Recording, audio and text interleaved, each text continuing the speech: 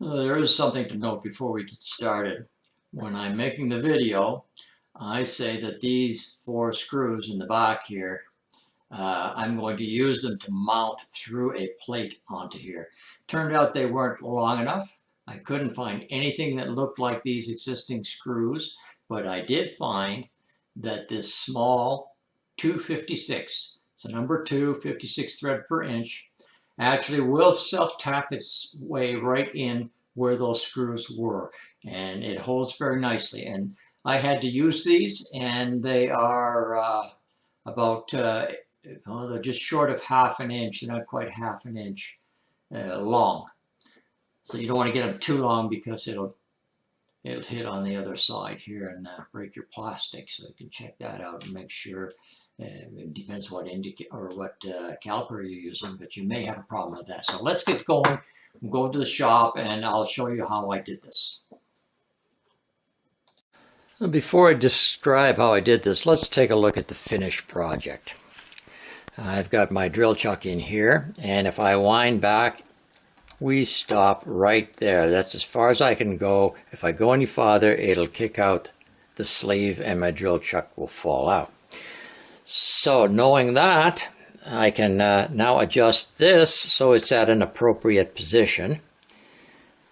And if we just take our caliper and move it out, and then lift this up and lock it in place with this, and then we push this against here, turn the caliper on, we've got a reading, and as we wind, we can see how deep we're going to go.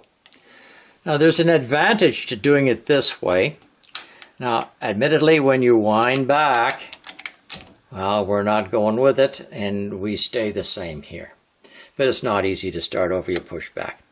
But what this means is that you can disengage this thing like so, turn this off, push this out of the way, and you can go back and forth with your drill chuck all you want, and you're not wearing out your caliper, moving it back and forth. When you're just drilling holes that go right through, you don't need this. The only time that you need this is when you need a precise depth, and it's just a matter of twisting this, just undoing that, and moving this up into position, and locking it, and away you go. You got your caliper engaged again. And my spindle is 32 millimeters in diameter, and I have something left over from a project that I made for an indicator to fit up here and tell me how deep I was going, and this is it right here. It slides on, and it fits fairly well like that. Now you can turn it back and forth, but you can also lock it up with this screw so that it doesn't move. So I'm going to use that to be the actuator for my caliper, which is going to be mounted back here. In order to get the bolt pattern, I took a piece of paper, and these screws have been removed, all 4 of them. You put the paper on top and line it up with the top line there and hold it nice and steady. I found this indicator point which has a rounded end, and then what I'm doing is looking for that hole and trying to mark it.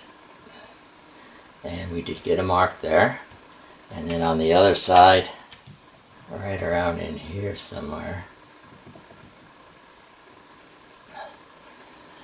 you can probably see this mark a lot better. I didn't push very hard on that one. But that's how I got the bolt pattern. I don't need all 4 bolts. I just need this one and that one. And once I got those onto that paper, I then was able to tape the paper to the piece of metal that I have that is going to be my backstop for this. And we're going to drill those holes now using the paper as a template. And we're going to use the center drill to start the holes.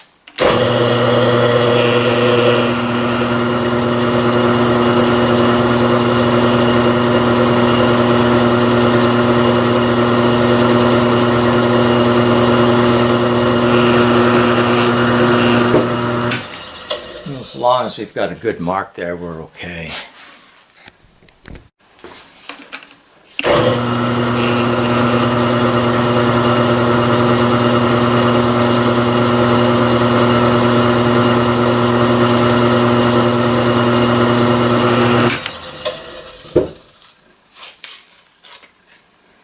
We got a couple of marks right there where we want the screw holes to go. The diameter of the screws from the caliper it was 80 thousandths. This drill is about 100 thousandths. You might be able to go to a 1/8 drill with that, but I just want to make sure I have a little bit of slop so my hole locations don't have to be perfect.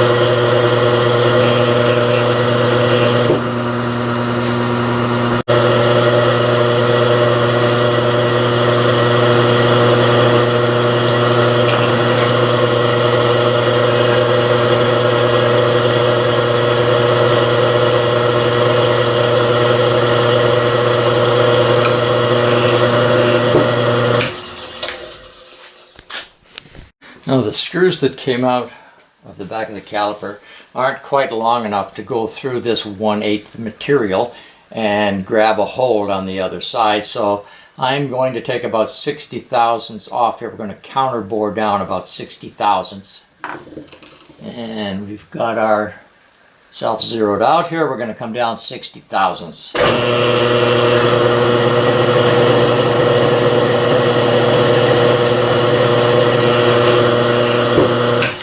There's the first one done. A 60 thou counter bore. We'll move over and do the other one. Now, I've already removed this tailstock and drilled and tapped a 1/4 20 hole in the back side of it. You can see it's right there. I am hoping that one bolt will hold, or the one screw will hold. If not, I'll put another one about 1 inch or so away from it, and we'll see how it works. So here's our plate so far. On the back side of the plate we have counter bored for those small screw heads to fit into, and we have put a slot on here, and the slot is about 1/800, almost 2 inches long. It's not fussy at all. The reason I put the slot here was so I could have a little bit of movement to make sure things line up where I want in front of the tailstock. I'm going to have to bend this piece of metal, so I'm going to use this cutter to just put a not very deep line across here to make sure that when I bend it, it does bend on a nice straight line. So I've gone about 20 thousandths deep here on this cutter, and we're about 900 thousandths from the top to a line that I drew here. That's where I'm going to bend it.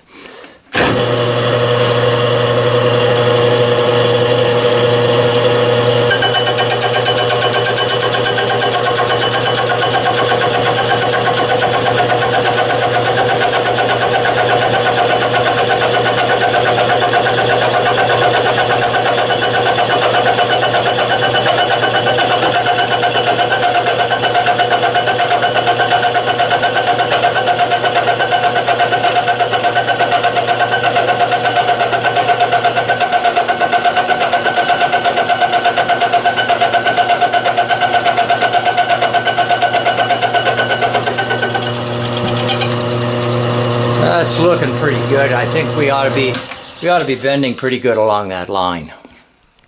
I'm not quite sure how much bend I'm going to need on this, so we'll just guess at it, which wasn't a good idea. Well, at least now you know if you make one of these, you better heat it up before you bend it. I tacked it together hopefully it's straight enough so that it's going to work. And I ran it through the sandblaster. I will paint it if it works well. But definitely need to heat that up before you bend it.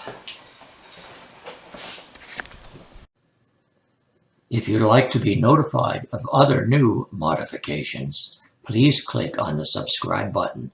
Thanks for watching.